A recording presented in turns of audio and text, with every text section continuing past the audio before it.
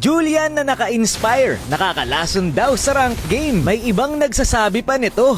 Isa si Julian sa mga pinakamalakas na XP-laner ngayon sa solo. At sinasabi nila na kayang-kaya daw tapatan ni Julian ang mga meta XP-lane hero ngayon. Paalala lang, hindi meta ang XP-lane Julian. Pero titignan natin kung effective nga ba ito. Ito ang day 1 sa pagsubok natin ng mga lason strat sa rank game. Kaya naman ngayon naalamin natin kung ano ang mga advantage at disadvantage ng paggamit ng lason strat na ito. I-reveal na rin natin ang mga tips and tricks kung ano ang mga counter sa kanya. Para mas maging solid ang bidyong ito, hiningi ko ang kaalaman ng isa sa mga malalakas mag-Julian. Walang iba kundi si Stefan Julian. Kilala siya sa paggamit ng Inspire Julian sa XP lane. So ano nga ba ang rason kung bakit nakakalason si Julian sa XP lane? Una sa lahat, kayang-kaya niyang tapatan sa laning ang mga sustain heroes. Kahit yung number 1 meta XP lane hero ngayon na si Pobius ay may hirapan sa kanya sa laning, lalo na kapag naka-inspire. At basta mga sustain hero nga ang katapat niya,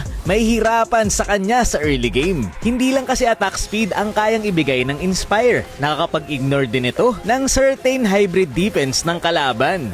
Kaya sa tulong nito, ang sakit sobra ng passive ni Julian at mahirap siyang pigilan sa early game. Sino nga ba ang mga pang-counter sa kanya sa laning sa early game?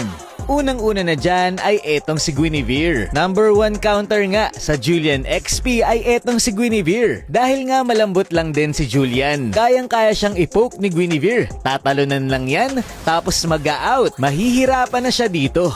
Kung sumalaman ang talo ni Guinevere, basta merong stuck yung Julian at makapag-ulti yung Guinevere, wala kayang-kayang i-burst down ni Guinevere si Julian. Otoban nga kay Stefan Julian etong si Guinevere kapag siya ay mag-XP lane. Isa din sa mga nakapagpahirap kay Julian, sabi ni Stefan, ay etong si Glue. Dahil na rin sa passive ni Glue na nakakapag-reduce ng damage, ay nahihirapan etong si Julian na i-take down etong si Glue at kayang-kayang i-sustain ni Glue ang damage niya. Kung gusto mo naman i-sustain ang lane, pwede mong gamitin etong si CC. Hindi siya direct counter pero kayang-kaya niyang makasurvive dito kay Julian dahil na rin sa range at movement speed na meron siya.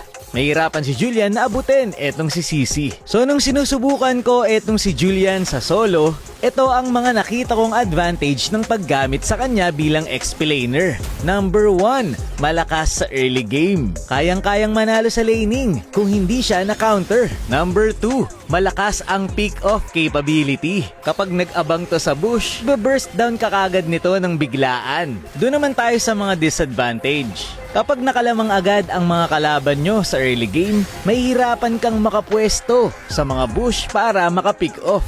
Kasi mahawakan agad nila yung mapa. Tapos kapag wala kang mapitas, may hirapan ka sa clash. At hindi rin sobrang lakas ni Julian sa clash. Mas effective talaga siya pang pick off. Lalo na kung maraming crowd control ang kalaban. GG talaga.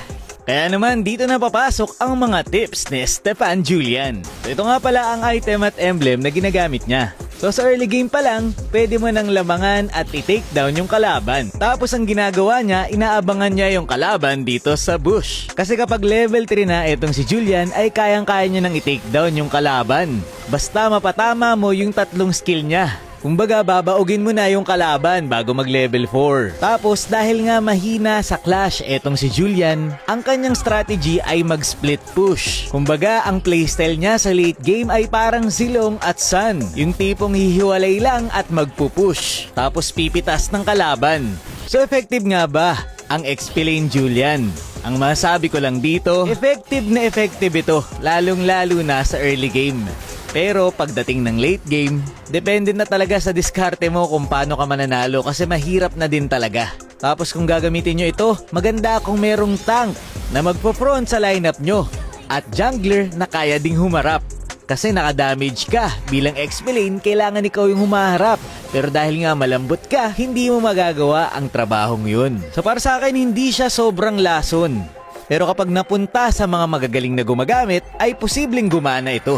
Kaya naman kung gusto mo pang matuto, manood ka lang kay Stefan at i-follow nyo na rin siya. Ikaw ba, anong masabi mo tungkol dito? Yun lamang for this video. Maraming salamat sa panonood and to God be the glory.